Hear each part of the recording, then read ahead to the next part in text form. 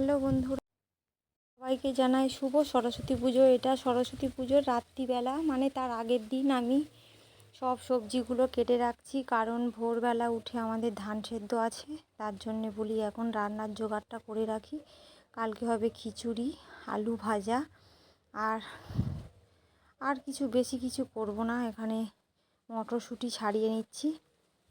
সকাল তো হয়ে গেছে, এদিকে ধানও ভোরবেলা উঠেছি, প্রায় 4টে সাড়ে 4টের দিকে উঠে ধান হয়ে গেছে। এখন বাজে প্রায় 7:30টার মতন।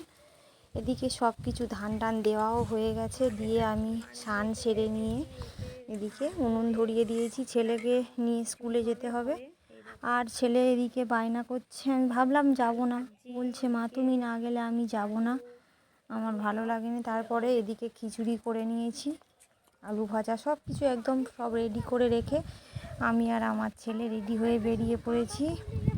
কেমন লাগছে অবশ্যই আমাদেরকে জানিও। এসে আমার ছেলে পুষ্পাঞ্জলি দিচ্ছে, সেটা একটা ছোট্ট করে ভিডিও করলাম, তোমাদের সাথে শেয়ার করছি। আর আমি পুষ্পাঞ্জলি দেব না, এখানে চরণামৃত দিচ্ছে, সেটাও আমার ছেলে খেয়ে নিল, আমিও খেলাম। তারপরে আমি আর প্রসাদ খেলাম না, আমার ছেলে খাচ্ছিল, সেই সময় আমি বসে বসে একটা ছোট্ট রিল বানিয়ে নিলাম। আর ভিডিওটা তোমাদের কেমন লাগলো অবশ্যই জানিও। আর কেউ আজে বাজে কমেন্ট করো না, আজে বাজে কমেন্ট করলে ভালো লাগে না। যার না ভালো লাগে সে না দেখবে, তাতে কোনো সমস্যা নেই। তারপরে ভোগ টোগ প্রসাদ খাওয়ার পর আমরা বাড়ির দিকে রওনা দিচ্ছি। রাস্তার মধ্যে দেখলাম পপকর্ন ভাজা হচ্ছে, আর এই পপকর্ন ভাজা আমি সত্যি কখনো দেখিনি।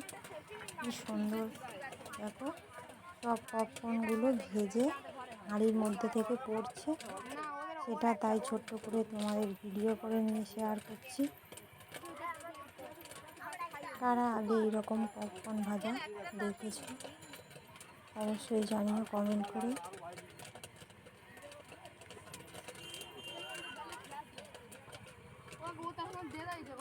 আর পপকর্ন দোকানে তো প্রচুর ভিড় ছিল। এরা সব কি সুন্দর সেজেছে, সবাই সেজে গুজে। এদিকে ওরা পপকর্ন নিয়ে আবার যাবে, আমরাও দুটো পপকর্ন নিয়ে নিয়েছি একটা মশলা দিয়া। এই নিয়ে বাড়ি ফিরলাম। টাটা, সবাই ভালো থেকো।